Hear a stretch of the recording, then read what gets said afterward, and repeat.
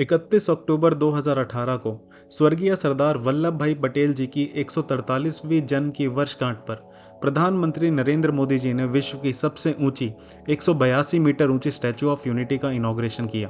तब बहुत से लोगों ने मोदी सरकार के इस कदम की बहुत तारीफ की। बहुत से लोग मोदी जी के सपोर्ट में थे और बहुत से लोग इसमें मोदी जी के खिलाफ भी थे। कुछ लोगों का कहना था कि विश्व की सबसे ऊंची स्टैचू देखने के लिए विश्व भर से लोग आएंगे, इससे भारत में और पैसा आएगा, देश का विकास होगा और देश का विश्व में नाम बनेगा। तो वहीं दूसरी तरफ कुछ लोगों का कहना था कि इतना खर्चा सिर्फ एक स्टैचू बनाने में वेस्ट कर दिया। उनका कहना था कि स्टैचू की जगह इतने पैसों में हॉस्पिटल्स बनवा देते, स्कूल्स खुलवा देते या इन पैसों को देश के विकास में कहीं और लगा देते। आज स्टैचू को बने लगभग 5.5 साल हो चुके हैं। तो आज के इस वीडियो में हम जानेंगे कि क्या वाकई में स्टैचू ऑफ यूनिटी के बनने से देश को कुछ फायदा हुआ भी है या सरकारी खजाने से निकली इतनी मोटी रकम जस्ट शो ऑफ बन के रह गई है। उससे पहले आइए थोड़ा सा एनालिसिस करते हैं। स्टैचू ऑफ यूनिटी वर्ल्ड की सबसे ऊंची स्टैचू है जिसकी हाइट 182 मीटर की है। इसकी कंस्ट्रक्शन में लगभग 70,000 टन सीमेंट, 25,000 टन स्टील और लगभग 12,000 ब्रॉन्ज पैनल्स लगाए गए थे, जिसमें लगभग 3,000 करोड़ का खर्चा आया था। जनवरी 2024 में छपे टाइम्स ऑफ इंडिया के एक आर्टिकल के अकॉर्डिंग बीते 5 साल में लगभग 1.75 करोड़ लोगों ने स्टैचू विजिट किया। और इन 1.75 करोड़ विजिटर्स से आखिर कितनी इनकम जनरेट हुई होगी। आप अगर स्टैचू ऑफ यूनिटी विजिट करते हैं तो वहां जाने के लिए एक एंट्री टिकट आपको परचेज करनी होती है, जो कि ऑनलाइन बुक की जाती है स्टैचू ऑफ यूनिटी के ऑनलाइन पोर्टल से। इस एक टिकट के लिए 150 रुपये 150 रुपीज़ पे करने होते हैं अगर आप नॉर्मल एंट्री के थ्रू क्यूज में खड़े होकर अंदर एंटर होना चाहते हैं। स्टैचू ऑफ यूनिटी के अलावा इसके आसपास के एरिया में गवर्नमेंट ने और भी टूरिस्ट अट्रैक्शंस डेवलप की हैं और उन लोकेशंस पर विजिट करने के लिए भी आपको स्टैचू ऑफ यूनिटी के इसी पोर्टल से टिकट्स बुक करवानी पड़ती हैं। और उन सब लोकेशंस को विजिट करने के लिए अलग अलग रेट्स जो कि गवर्नमेंट ने सेट किए हैं वो आपको पे करने होते हैं। अब कोई टूरिस्ट अगर इंडिया में ही कहीं से आया है तो जाहिर सी बात है कि इतना ज़्यादा दूर से ट्रैवल करने के बाद कोई भी टूरिस्ट सिर्फ स्टैचू ऑफ यूनिटी देख के वापस नहीं जाएगा, बाकी टूरिस्ट अट्रैक्शंस भी विजिट करेगा ही। तो चलिए एज्यूम करते हैं ऑन एन एवरेज कोई एक टूरिस्ट हर एक टूरिस्ट अट्रैक्शन विजिट नहीं करता, कुछ लोकेशन से विजिट करता है स्टैचू ऑफ यूनिटी के आसपास। मान लीजिए 150 रुपये की नॉर्मल एंट्री की टिकट के साथ सबसे सस्ते अमाउंट की टिकट वाली टूरिस्ट अट्रैक्शन विजिट करता है।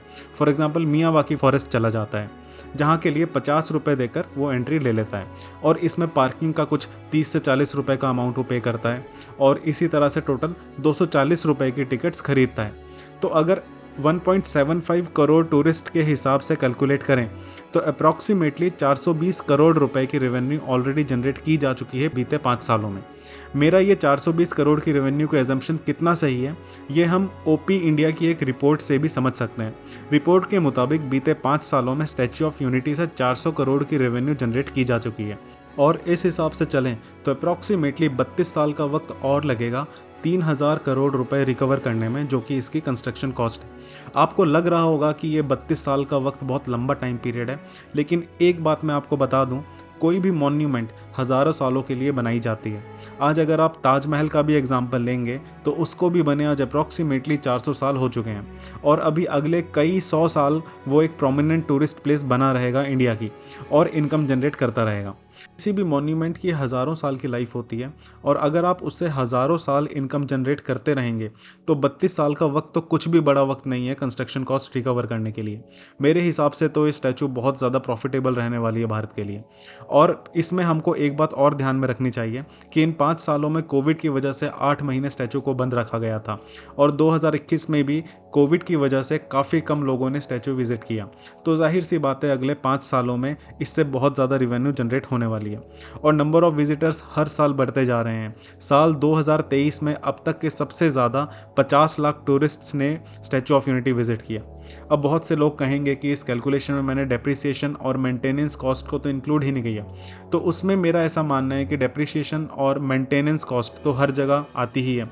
अगर आप इन पैसों से हॉस्पिटल्स बनवाते या स्कूल्स बनवाते तो डेप्रिसिएशन और मेंटेनेंस कॉस्ट तो उसमें भी इंक्लूड करनी ही पड़ती। तो मेरे हिसाब से ये दोनों कॉस्ट को इंक्लूड करना पॉइंटलेस है। बाकी हम सबका अपना अलग ओपिनियन हो सकता है, कमेंट में आप अपना ओपिनियन ज़रूर बताइएगा।